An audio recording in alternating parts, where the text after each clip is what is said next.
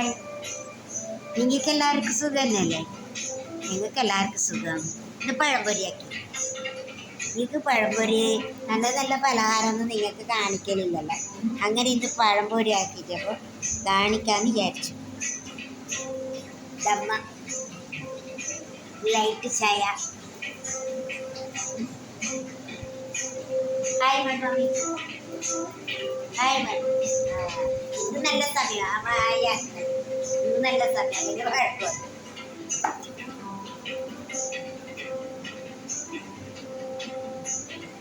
അങ്ങനെ പഴംപൊരി തിന്നാണ്. പഴംപൊരി ലൈറ്റ് ചായ. ചായ നേരത്തെ കുടിച്ചിട്ട് ചായ, അതുകൊണ്ട് ലൈറ്റ് ചായ. ചായ ഇല്ലാതെ ഇത് കഴിക്കാൻ പറ്റില്ല. നമ്മൾ പഴംപൊരി ആക്കുമ്പോൾ മൈദപ്പൊടിയും കടലപ്പൊടിയും കുറച്ച് മുളക് പൊടി, ഒരു നുള്ളു മുളക് പൊടി കളറിന്, പിന്നെ പഞ്ചസാര, നല്ല വെള്ളമായിക്കൂടാ. ഈ പഴം മുറിച്ചിട്ട് വലിയ പഴത്തിന് 2 കഷ്ണാക്കിയിട്ട് പിന്നെ ചെറിയ ചെറിയ കഷ്ണം. ഇങ്ങനെയാണ് നമ്മൾ ഇവിടുത്തെ പഴംപൊരി. ഞാൻ പഴംപൊരി ആക്കലില്ല.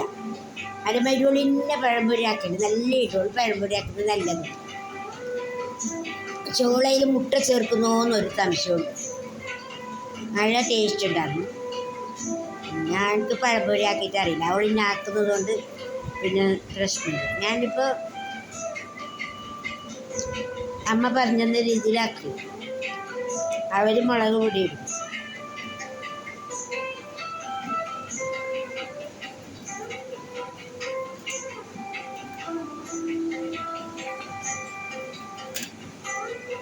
ഓരോന്നും നല്ലതായിരുന്നു. ഓരോന്നും അത്ര ഭംഗിയില്ല കാണാൻ. ഓരോന്നും നല്ലതാണ്.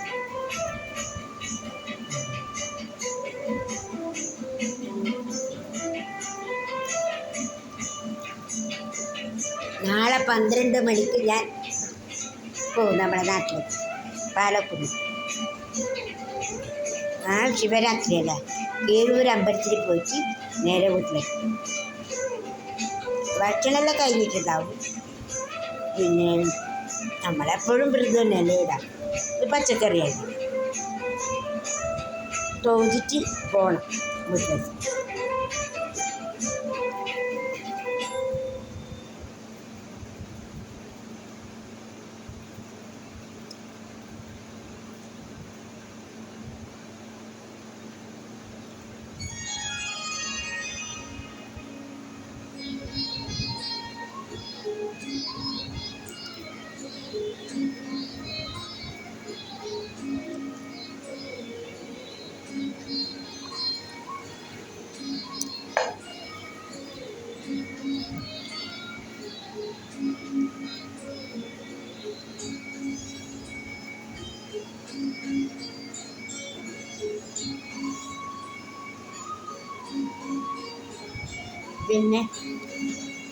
പിന്നെ ഇന്നെന്താ ഇപ്പം പറയാനുള്ളത്? ഇന്നൊന്നും പറയാനില്ലല്ലോ.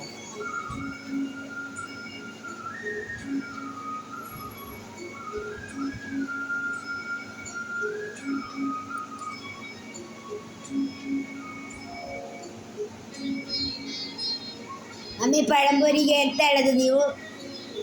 ಇದಕ್ಕೆ ಎಂತ ಹೇಳೋದು ಕನ್ನಡದಲ್ಲಿ? ನೇಂದ್ರಹಣ್ಣು ಕಾಯಿಸಿದ್ದು.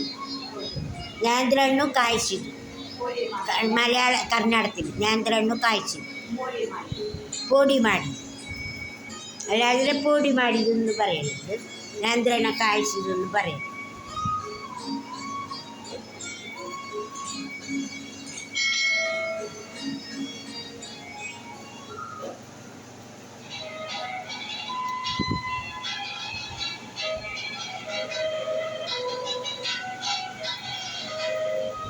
അമ്മ കിടന്നെത്തും നിന്നെ തിന്നു.